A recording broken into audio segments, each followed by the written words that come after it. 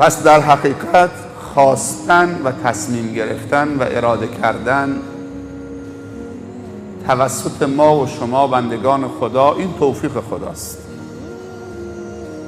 چون خداوند میفرمایند وقتی که بنده من تصمیم برای کار خیر گرفت، من همراهشم، منو جذب خودش کرده، همراهی منو برای خودش تضمین کرده.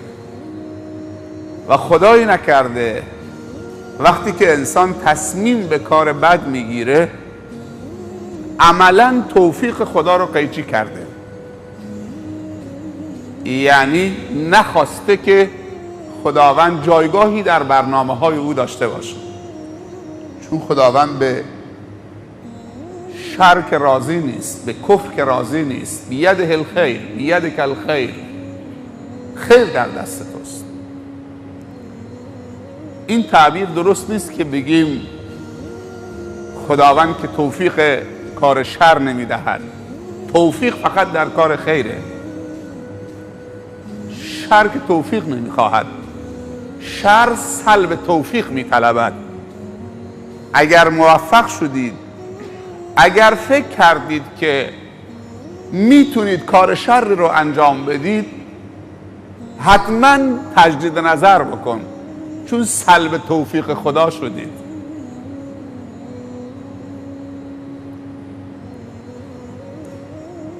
اعوذ بالله من الشیطان الرجیم. ان الله لا یغیر ما بقوم حتی یغیروا ما بانفسهم. این آیه رو اگر درست هضم بکنیم مشکل حله. دیگه کسی دست رو دست نمیذاره خدایا کاری برای من بکن. خدا هیچ کار نمیکنه. خدا دیگه چه کار بکنه؟ چه انتظاری دیگه از خدا داریم بعد از اینکه خدا به ما عقل داده، بعد از اینکه خدا به ما درک و شعور داده، بعد از اینکه خدا به ما چشم و گوش و احساس و دست و پا داده و فکر و اندیشه داده، دیگه چه انتظاری از خدا دارید؟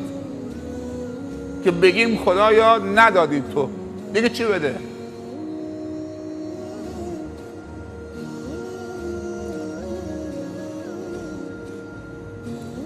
خداوند پذیرفته که تو جانشینش باشی. انی جاعل فی الارض خلیفه.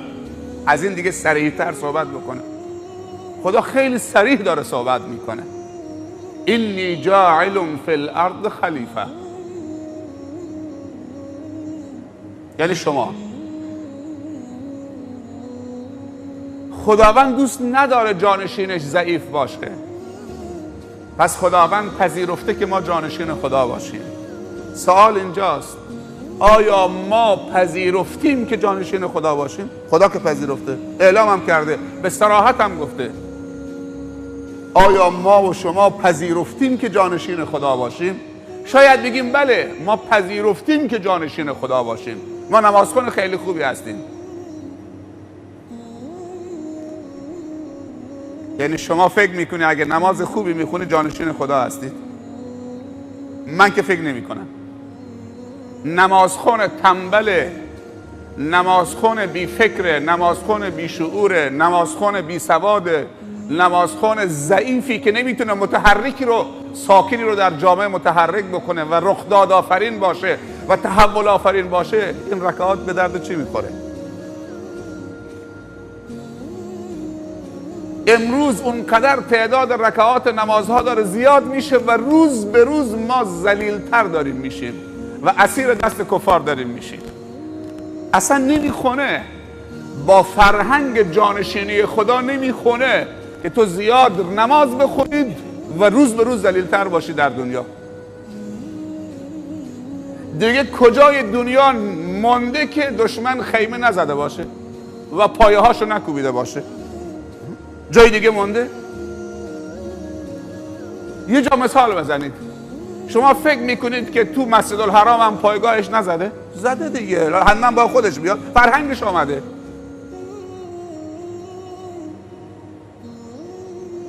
طرف من خودم دیدم طواف خانه خدا میکنه، جواب موبایلش هم داره میده. یعنی اونجا معنی لبیک نفهمیده. قبل از اسلام مشرکین طواف میکردن، سوت میزدن، نیمه لخت کف میزدن، سوت میزدن. الان هم کنار کعبه سوت میزنن، موسیقی میخونن، آهنگ میزنه براشون. احرام پوشیده، لبیک هم گفته، جواب موبایل هم داری میده.